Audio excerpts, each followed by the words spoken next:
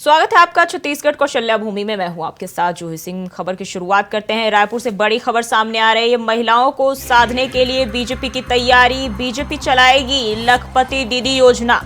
Party से लोगों को जोड़ने के लिए चलेगा गांव चलो अभियान। लोकसभा चुनाव के मद्देनजर पार्टी की तैयारी शुरू। तो रायपुर से बड़ी खबर सामने आ रही है। बीजेपी चलाएगी लखपति दीदी योजना। महिलाओं को साधने में जुट गई है बीजेपी।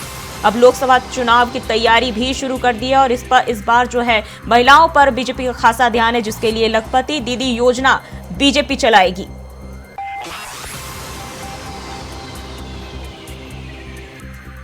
तो रायपुर से अहम जानकारी आपके साथ साझा कर रहे हैं। पार्टी से लोगों को जोड़ने के लिए बीजेपी ने कमर कस ली है और लोकसभा चुनाव की तैयारी भी शुरू कर दी है।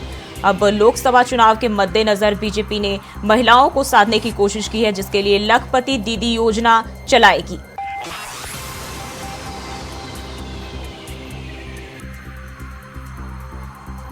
तो लोकसभा चुनाव की तैयारी शुरू है। बीजेपी लखपति दीदी योजना चलाने जा रही है, जिसमें महिलाओं को साधने के लिए बीजेपी ने कमर कस ली है। पार्टी से लोगों को जोड़ने के लिए गांव चलो अभियान भी चलाया जाएगा।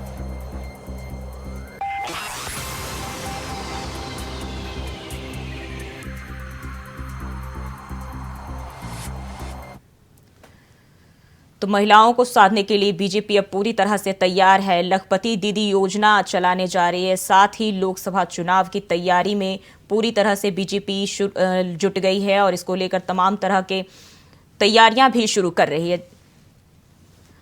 और इसी खबर पर ज्यादा जानकारी के साथ विकास यादव हमारे साथ लाइव जुड़ गए हैं। विकास, महिलाओं को साधने के लिए बीजेपी तैयार हो चुकी है, अब लखपति दीदी योजना चलाने जा रही है, क्या कुछ जानकारी है? देखिए, छत्तीसगढ़ विधानसभा में एक बहुत बड़ी जीत के बाद जो है भारतीय जनता पार्टी की सरकार छत्तीसगढ़ में बनी है और जिन योजनाओं को लेकर छत्तीसगढ़ में महिलाओं, बुजुर्गों सहित अन्य लोगों ने जो रुचि दिखाई है, उन्हीं योजनाओं को लेकर जो है लोकसभा चुनाव से पहले जो है धरातल पर उतरने की भारतीय जनता पार्टी की तैयारी है। बता देना चाहूंगा कि लाडली दीदी योजना, जिसका सबसे ज्यादा प्रचार प्रसार छत्तीसगढ़ सहित पूरे देश भर में हुआ है, साथ में महतारी वंदन योजना, तो ऐसी दो योजना सहित जो है किसानों के मुद्दों को लेकर जो है भारतीय जनता पार्टी जो है लोकसभा चुनाव से पहले गांव गांव चलो अभियान के तहत हर राज्य के गांव में जाकर जो है किसानों सहित महिलाओं, बुजुर्गों और युवाओं को रिझाने की कोशिश करेगी। साथ ही जो है जो भारतीय जनता पार्टी के देश में जो चलाई जा रही योजना है, केंद्र की योजना और स्टेट की योजना, इन योजनाओं को प्रचार प्रसार करके जो है डायरेक्ट जो है उन्हें लाभान्वित करने का प्रयास जो है इस लोकसभा चुनाव से पहले करेगी। जी, लोकसभा चुनाव के मद्देनजर पार्टी ने तैयारी शुरू कर दी है और क्या क्या कुछ पार्टी कर रही है इसकी तैयारी में? देखिए, सबसे बड़ी बात यह है कि एक 90 विधानसभा में एक बहुत बड़ी जीत के साथ, बहुमत के साथ जो है भारतीय जनता पार्टी की सरकार बनी है और छत्तीसगढ़ में फिलहाल जो है लोकसभा की 11 सीटें हैं, तो 9 सीटें जो है भारतीय जनता पार्टी के पाले में पहले से काबिज है और वहीं 2 सीटों पर जो है सरगुजा और बस्तर की जो सीट है वो कांग्रेस के पाले में है। तो भारतीय जनता पार्टी को लोकसभा चुनाव के लिए ज्यादा कोशिश करने की जरूरत नहीं है, लेकिन जो है 11 लोकसभा में जो है अब जो है पूरी की पूरे 11 लोकसभा जीतने की तैयारी जो है भारतीय जनता पार्टी पहले से कर रही है। मिशन 100 के तहत जो है ऐसी योजनाओं को लेकर जो है भारतीय जनता पार्टी छत्तीसगढ़ के गांव और शहरों में और लोगों को लाभान्वित करने की योजना बना रही, जिससे जो है लोगों को सीधे तौर पर फायदा मिल सके। साथ ही जो है और जो सेंट्रल की जो योजना है, जिनसे जो है जैसे लाडली योजना जो है, महतारी वंदन योजना जो है और किसानों के हितों को लेकर जो है भारतीय जनता पार्टी जो है ऐसी योजना तैयार करी जिससे जो है डायरेक्ट उन्हें लोकसभा चुनाव से पहले बेनिफिट मिल सके और इसका जो फायदा है लोकसभा चुनाव में भारतीय जनता पार्टी को मिल सके। तो कुल मिलाकर कहा जाए तो भारतीय जनता पार्टी जो है लोकसभा चुनाव से पहले जो है मिशन 100 के तहत जो है पूरी तरीके से धरातल पर उतर चुकी है और कल जो है इसी को लेकर जो है भारतीय जनता पार्टी कार्यालय में एक बड़ी बैठक आयोजित हुई, जिसमें प्रदेश सहित हाईकमान के कई सारे आला अधिकारी मौजूद थे और इस बैठक में इन्हीं मुद्दों पर चर्चा हुई कि किस प्रकार जो है लोकसभा की रणनीति जो बनाई जाए और जो है योजनाओं को जो लेकर जो है धरातल पर पहुंचा जाए। जी बने रहिए विकास हमारे साथ। अगली खबर पे भी आपका रुख करेंगे।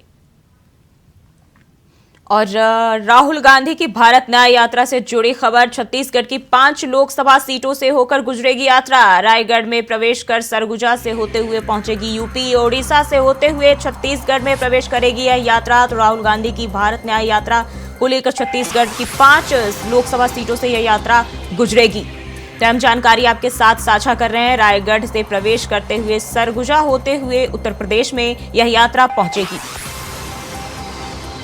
और ओडिशा से होते हुए छत्तीसगढ़ में पहुंचेगी राहुल गांधी की यह न्याय यात्रा। 5 लोकसभा सीटों से होकर छत्तीसगढ़ में गुजरेगी।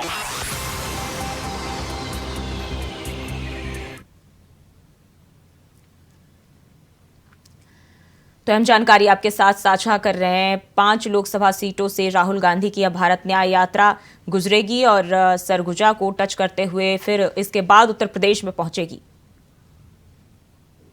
और विकास लगातार हमारे साथ बने हुए। विकास, किन किन लोकसभा सीटों से गुजरेगी राहुल गांधी की यह यात्रा? देखिए, देश में लोकसभा चुनाव की तैयारियां शुरू हो चुकी है और इसी के मद्देनजर जो है कांग्रेस जो है उड़ीसा से जो है भारत न्याय यात्रा की शुरुआत कर रही। इससे पहले जो है भारत जोड़ो यात्रा जो है राहुल गांधी द्वारा जो है पूरे देश भर में चलाई गई थी, जिसके बाद जो है एक नया यात्रा की शुरुआत की जा रही है, भारत न्याय योजना। इसके जरिए जो है भारत न्याय योजना के जरिए जो है उड़ीसा से शुरू होगी यह यात्रा जो है, जिसके बाद जो है रायगढ़ में आते हुए 5 लोकसभा को क्षेत्रों को जोड़ते हुए जो यात्रा है यूपी में जाएगी। बता देना चाहूंगा कि लोकसभा की तैयारियों को लेकर जो है कांग्रेस जो है अच्छी खासी कमर कस चुकी है और इसके मद्देनजर जो है केंद्र की जो विफलताएं है उनको इस यात्रा के जरिए जो है राहुल गांधी जो है जनता को बताने की कोशिश करेंगे। जी, छत्तीसगढ़ के कौन कौन से नेता इस यात्रा में शामिल हो सकते हैं? देखिए, छत्तीसगढ़ के पूर्व मुख्यमंत्री भूपेश बघेल सहित प्रदेश कांग्रेस कमेटी के अध्यक्ष दीपक बैस सहित प्रभारी जो है वे इस यात्रा में शामिल होंगे। इस यात्रा के लिए जो है 5 लोकसभा क्षेत्रों में एक खास रणनीति बनाई जा चुकी है। बता देना चाहूंगा कि इस यात्रा को लेकर जो है कांग्रेस ने खासी तैयारी कर चुकी है, जिसको लेकर जो है कुछ दिनों पहले बैठक भी हुई थी। इस बैठक में जो है इस यात्रा के मद्देनजर जो है छत्तीसगढ़ विधानसभा में जो है जो पिछले 5 सालों में जो कार्य हुए हैं भूपेश बघेल द्वारा, उन योजनाओं को भी इस के जरिए जो है जनता तक पहुंचाने की कोशिश होगी। साथ ही जो है केंद्र में नरेंद्र मोदी की जो विफलता है उनको जो राहुल गांधी द्वारा जो बताने की कोशिश होगी कि किस प्रकार जो है लगातार जो है सेंट्रल गवर्नमेंट में किस प्रकार से जो कार्य हो रहे हैं उसको इस यात्रा के जरिए जो है बताने की कोशिश होगी। और इसी यात्रा में राहुल गांधी जो है न्याय यात्रा की जो है उसमें हम बोलेंगे कि वो न्याय करेंगे। कई सारी जो योजना है उस पर जनता के हितों को लेकर वो न्याय करेंगे। तो इस प्रकार से यात्रा शुरू की जा रही। जी, प्रदेश की जो कांग्रेस पार्टी है उसने क्या इस यात्रा को लेकर खास रणनीतियां तैयार की है? देखिए, जिन जिन लोकसभा क्षेत्रों से यह यात्रा गुजरेगी उस लोकसभा क्षेत्र में जो जिला अध्यक्ष और संभागवार जो जिम्मेदार पदाधिकारी है उनको इसके लिए पहले से ही निर्देश दिए जा चुके हैं कि इस प्रकार जो है वहां पे जो है पिछले 5 साल में जो किए गए कार्य है उनको प्रचार प्रसार करना है। साथ ही जो है केंद्र सरकार की जो योजना है उनकी विफलताओं को बताना है। इस यात्रा के जरिए जो है राहुल गांधी पैदल यात्रा करेंगी इस दौरान जो है, और पैदल यात्रा के साथ में जो है तमाम कांग्रेस के पदाधिकारी इस यात्रा में शामिल होंगे और बहुत ही बड़ा रूप देने की कोशिश इस यात्रा को की जा रही है। बता देना चाहूंगी इससे पहले जो है भारत जोड़ो यात्रा की भी शुरुआत हो चुकी है, लेकिन जो है अब इस नए यात्रा में जो है एक खासा ही उत्साह कांग्रेस के कार्यकर्ताओं में देखा जा रहा है कि किस प्रकार जो है लोकसभा चुनाव से पहले देश भर में इस बड़े यात्रा का रूप जो है दिया जा रहा है। जी, प्रदेश में कब तक ये यात्रा रुक सकती है? देखिए, लगातार जो उड़ीसा से जिस प्रकार यह यात्रा है 5 लोकसभा क्षेत्रों से होते हुए जो सरगुजा के जो है क्षेत्र से होते हुए यह यात्रा जो है 3-4 दिनों के बाद में जो है यूपी कूच करेगी। तो कुल मिलाकर जो है 5 दिनों में 5 लोकसभा क्षेत्रों को जो है जनता को रिझाने की कोशिश होगी इस यात्रा के जरिए। जी, बहुत बहुत धन्यवाद आपका तमाम जानकारी के लिए।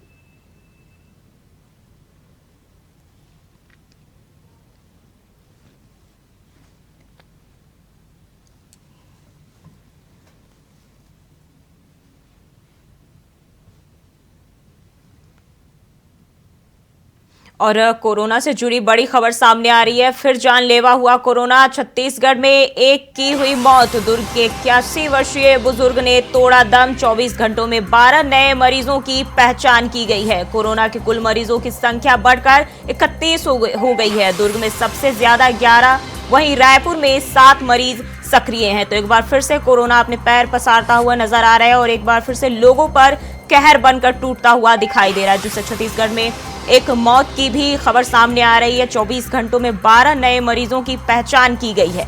दुर्ग में 81 वर्षीय बुजुर्ग ने कोरोना के चलते अपना दम तोड़ दिया है। तो हम जानकारी आपके साथ साझा करें। 24 घंटों में 12 नए मरीजों की पहचान की गई है और दुर्ग में एक व्यक्ति की, एक बुजुर्ग की मौत भी हो गई है कोरोना के कारण। और विकास हमारे साथ एक बार फिर से जुड़ गए। विकास, क्या है ताजा अपडेट? देखिए, बता देना चाहूंगा कि छत्तीसगढ़ में कोरोना ने पैर पसारना शुरू कर दिया और इसी के साथ जो है जांच का जो आंकड़ा है वो सरकार जो है बढ़ाते जा रही है और साथ में जितना ही जांच का जो आंकड़ा है वो बढ़ते जा रहा है तो उससे जो है पॉजिटिव केसेस की संख्या भी बढ़ रही है। लगातार देखने को मिल रहा है कि छत्तीसगढ़ में सबसे ज्यादा जो है दुर्ग संभाग में कोरोना पॉजिटिव की केसेस सबसे ज्यादा है। इसके बाद जो है रायपुर दूसरे नंबर पर है। यहाँ भी जो है 5 से ज्यादा केस मिल चुके हैं। दुर्ग संभाग में भी जो है 10 से ज्यादा केसेस मिल चुके हैं और महत्वपूर्ण बात यह है कि सबसे पहली मौत जो है इतने लंबे वक्त के बाद जो है सबसे पहली मौत जो है दुर्ग संभाग में देखने को मिली है। वहां जो है 81 वर्षीय जो है बुजुर्ग महिला की कोरोना से पॉजिटिव से मौत हो गई है। उन्हें जो है हालांकि उन्हें जो है डायबिटीज और शुगर संबंधी अन्य बीमारी थे, लेकिन जो है उनकी मौत जो है डॉक्टरों ने जो है कोरोना से पुष्टि होने की बात कही है। तो इस लिहाज से जो है इस बीमारी के घातक होने का काफी ज्यादा संभावना है। बता देना चाहूंगा कि लगातार जो है छत्तीसगढ़ में जांच का दायरा बढ़ाया गया था जिसके बाद जो है पॉजिटिव लोगों की संख्या में काफी तेजी आई थी। सर्दी के मौसम में जो है लगातार जो है सरकारी अस्पताल सहित निजी अस्पतालों में लोग पहुंच रहे हैं कि उन्हें सर्दी खांसी सहित बुखार की जो है कई सारी जो है बीमारियां भी आ रही है। तो इस लिहाज से लगातार जो है मरीज जो है सरकारी अस्पतालों और प्राइवेट अस्पतालों में पहुंच रहे। तो इसी लिहाज से राज्य सरकार ने भी स्वास्थ्य विभाग के निर्देश के बाद जो है जांच का दायरा बढ़ाया था जिसके बाद पॉजिटिव संख्या की जो है तेजी से बढ़ रहे हैं। और बता देना चाहूंगा नए वेरिएंट को लेकर जो है यहाँ पे खासा सतर्क देखा जा रहा है कि किस प्रकार जो है नए वेरिएंट से जो है लोगों में ज्यादा पॉजिटिव बढ़ने के केस ज्यादा आ रहे हैं। जी, अगर बात करें फिलहाल जो सक्रिय मरीज है प्रदेश में तो उनकी संख्या कितनी है? देखिए, प्रदेश में अभी जो है 20 से ज्यादा मरीज कोरोना पॉजिटिव से सक्रिय है और इसमें जो है काफी लोगों की जो है अभी तक ठीक होने की भी संभावना है। 1-2 दिन में कई लोग जो है ठीक भी हो जाएंगे, लेकिन जो है सतर्कता काफी बढ़ती जा रही है स्वास्थ्य विभाग द्वारा जो है। जी, तो एक बार फिर से दुर्ग में सबसे ज्यादा जो है कोरोना के मामले सामने आ रहे हैं और अभी जो है फिलहाल जिला प्रशासन की ओर से क्या कुछ कार्रवाई की गई है विकास?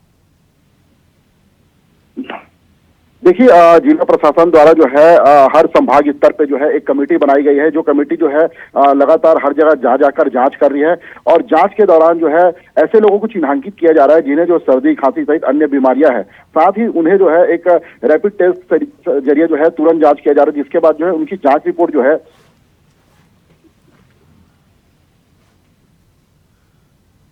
जी, बहुत बहुत शुक्रिया आपका विकास तमाम जानकारी के लिए।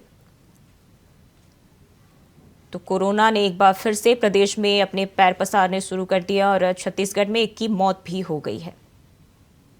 वहीं विकसित भारत संकल्प यात्रा के तहत शासकीय योजनाओं के प्रचार के लिए कलेक्टर विजय दयाराम के ने मार्गदर्शन में 10 ग्राम पंचायतों में पहुंची एलईडी वैन दरअसल केंद्र सरकार की कल्याणकारी योजनाओं की जानकारी देने के लिए विकसित भारत संकल्प शिविर का आयोजन किया गया, जिसमें ग्रामीण भी इस दौरान नजर आए और कार्यक्रम में विकसित भारत बनाने के लिए ग्रामीणों को शपथ दिलाई गई।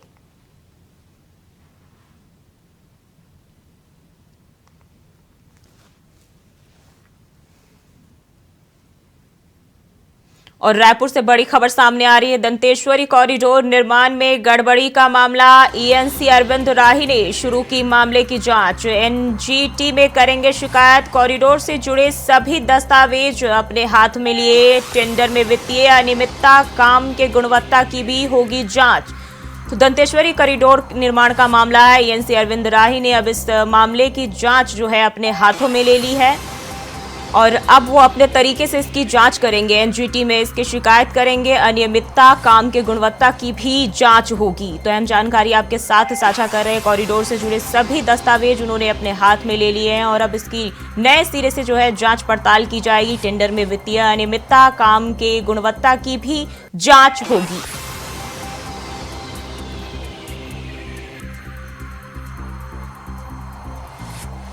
तो रायपुर से बड़ी खबर सामने आ रही है। दंतेश्वरी कॉरिडोर निर्माण में गड़बड़ी से जुड़ा मामला है, जिसमें अब नए तरीके से जांच होगी। ईएनसी अरविंद राही ने मामले की जांच शुरू कर दी है।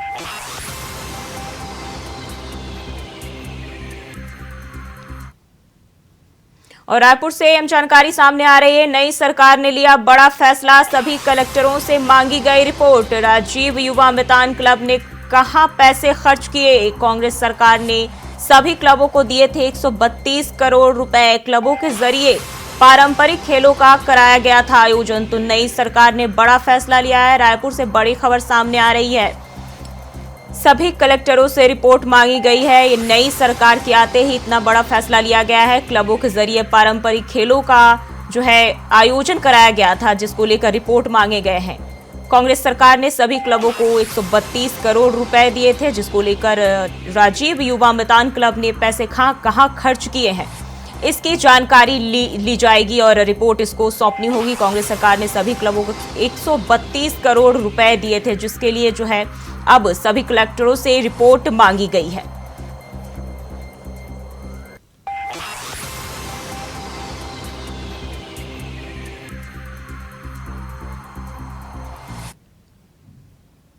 और खबर दुर्ग से है, जहां पिकनिक स्पॉट ठगड़ा बांध के निर्माण कार्य में गड़बड़ी की शिकायत मिली, जिसका संज्ञान लेते हुए प्रधानमंत्री कार्यालय के अपर सचिव को पत्र भेजा गया।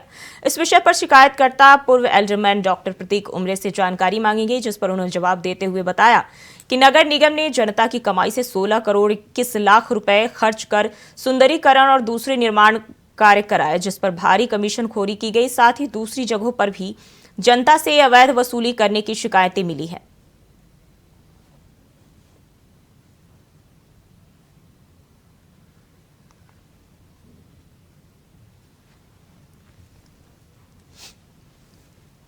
यहाँ दुर्ग नगर निगम द्वारा टोटल फ्रॉड बात किया जा रहा है। आजीवन दुकान आवंटन हो ही नहीं सकता, पूर्णतः नियम विरुद्ध है, कोई नहीं कर सकता। आजीवन दुकान आवंटन कोई नगर निगम नहीं कर सकता। दुकान आवंटन के नाम पे यहाँ लाखों रुपए लोगों से लिए गए और उनको ऐसा भ्रमित किया गया, और जो बहुत से लोगों ने दुकान लिया है और बहुत से लोगों को ऐसा मालूम नहीं है। उनको लगता है कि नगर निगम अगर बोल रही है तो नगर निगम में इन सब बातों में आयुक्त का और महापौर का संलिप्तता है, इनके संरक्षण में हुआ है जो भी हुआ है। तो इनके ऊपर जांच होनी चाहिए कि कितना कमीशन खोरे प्रचार इन लोगों ने किया। और खबर जगदलपुर से है, जहां शहरवासियों को स्वच्छ और स्वस्थ वातावरण प्रदान करने के लिए स्वच्छता दीदियों और सफाई मित्रों को नववर्ष पर सम्मान के लिए जगदलपुर नगर निगम ने नमन अभियान को सफल बनाने के लिए आम नागरिकों और विभिन्न सामाजिक और व्यावसायिक संगठनों से सहयोग मांगा है। जगदलपुर नगर निगम के आयुक्त हरीश मंडावी की अध्यक्षता में विभिन्न सामाजिक और व्यावसायिक संगठनों के प्रतिनिधियों के साथ शहर की स्वच्छता में योगदान के संबंध में सफाई कर्मियों के योगदान का आभार व्यक्त करने के लिए नमन अभियान के संबंध में चर्चा की गई।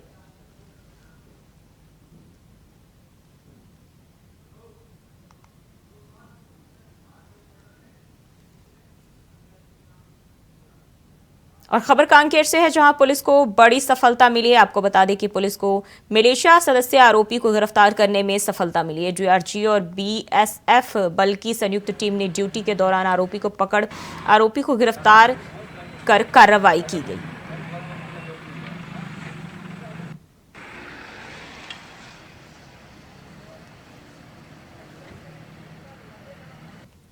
नए साल को देखते हुए जगदलपुर पुलिस के द्वारा बढ़ते यातायात को देखते हुए, मद्देनजर रखते हुए, किसी प्रकार की दुर्घटना न हो, इस बात को ध्यान में रखते हुए लगातार मोटरसाइकिल कारों की चेकिंग की जा रही है।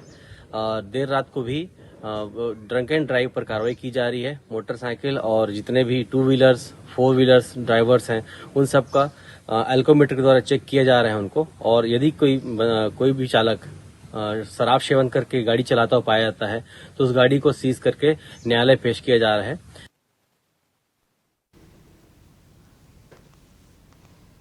और खबर जगदलपुर से है, जहां पुलिस अधीक्षक पुष्कर शर्मा के निर्देशन पर नक्सल विरोधी अभियान चलाया जा रहा है। इसी के चलते आईईडी विस्फोट और हत्या की घटना में शामिल एक नक्सल सहयोगी को गिरफ्तार करने में नारायणपुर पुलिस को सफलता मिली है।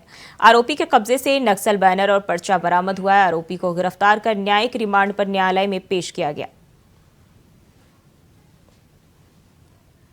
जिला नारायणपुर के अंतर्गत आगजनी, आईडी विस्फोट और हत्या की घटनाओं में शामिल एक माओवादी सहयोगी पर कार्रवाई करने में नारायणपुर पुलिस को सफलता मिली है।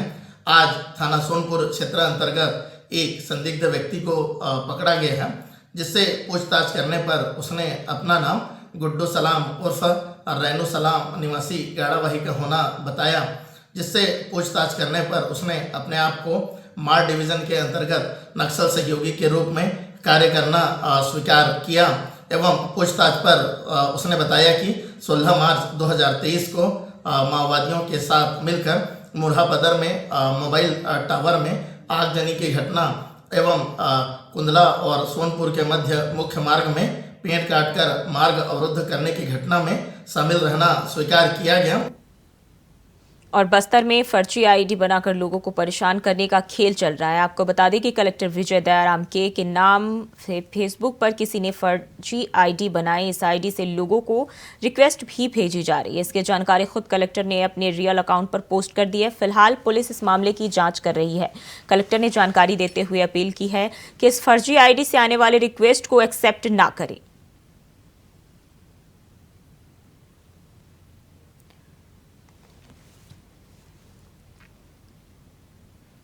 और खबर कांकेर से है, जहां पुलिस को बड़ी सफलता मिली है। आपको बता दें कि पुलिस को मिलिशिया सदस्य आरोपी को गिरफ्तार करने में यह सफलता हासिल हुई है। डीआरजी और बीएसएफ बल की संयुक्त टीम ने ड्यूटी के दौरान आरोपी को पकड़ के गिरफ्तार कर लिया है, जिसके बाद अब आगे की कार्रवाई की जा रही है।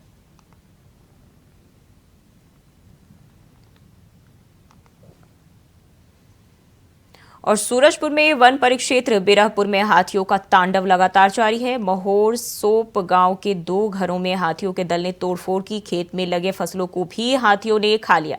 हाथियों के डर से कड़ाके की ठंड से रत जगा करने को ग्रामीण मजबूर है। अंधेरा होते ही जंगल से गांव की ओर हाथियों का दल पहुंच जाता है।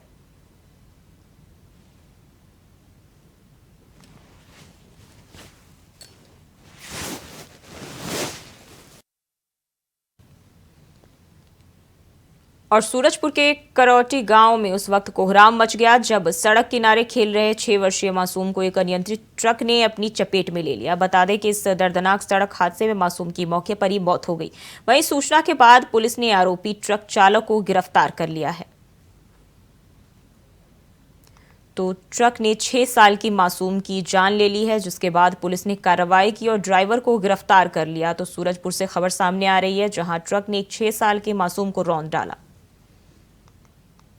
वहीं धमतरी के उदंती सीता नदी टाइगर रिजर्व की टीम ने सागौन लकड़ी की तस्करी करने उड़ीसा के 4 सदस्यों को गिरफ्तार कर लिया है। बता दें कि वन विभाग की टीम ने आरोपी से 10 साइकिल सहित सागौन के लट्ठे जब्त किए हैं। वहीं 10 से अधिक आरोपी अभी भी फरार है। सागौन की लकड़ी की कीमत करीब 4 लाख रुपए से भी अधिक बताई जा रही है।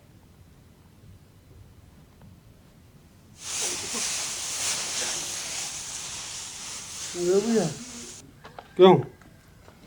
तो सागौन की लकड़ी की तस्करी का मामला है। धमतरी से खबर सामने आ रही है, जहां सागौन वन विभाग को इसकी जानकारी मिली, जिसके बाद वन विभाग ने कार्रवाई की और अब इसमें बड़ी सफलता हासिल लगी है। उड़ीसा के 4 तस्कर को गिरफ्तार किया गया है। सागौन की लकड़ी की तस्करी का मामला बताया जा रहा है, जिसके बाद पुलिस को बड़ी सफलता हाथ लगी है। मामले में 4 तस्करों को पुलिस ने गिरफ्तार किया है, साथ ही लकड़ी भी जब्त किए हैं।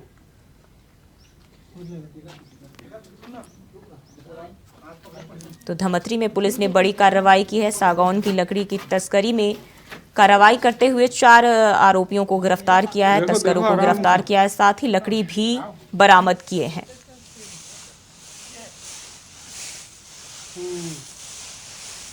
ये चारों तस्कर उड़ीसा के बताए जा रहे हैं, जो सागौन की लकड़ी की तस्करी कर रहे थे। क्यों?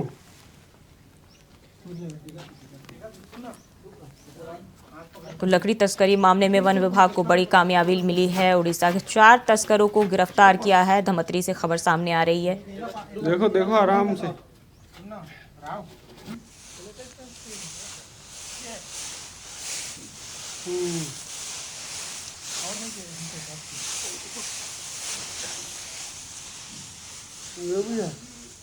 क्यों?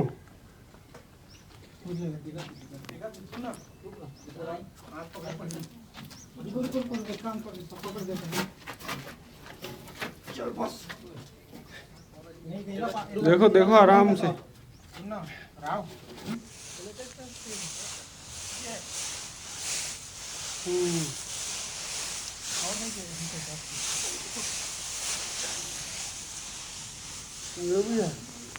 क्यों? और छत्तीसगढ़ में बस्तर की आराध्य देवी मां दंतेश्वरी के नाम पर मां दंतेश्वरी कॉरिडोर का निर्माण कराया जा रहा है, जिसमें करोड़ों की गड़बड़ी सामने आई है। प्रदेश में ये पहला मामला है जिसमें बस्तर की आराध्य देवी के नाम पर गड़बड़ी हुई है। अब इस मामले में कई सारी गड़बड़ियां सामने आने के बाद सरकार ने इस मामले में जांच के आदेश दे दिए। साथ ही बीजेपी इस मामले में एक्शन मोड में कांग्रेस को घेरने की कोशिश कर रही है। जांच में साफ साफ सामने आ रहा है कि इस घोटाले को अधिकारियों ने भी जानबूझकर इग्नोर किया। और बुलेटिन में फिलहाल के लिए बस इतना ही। खबरों के लिए बने रहिए इंडिया वॉइस के साथ।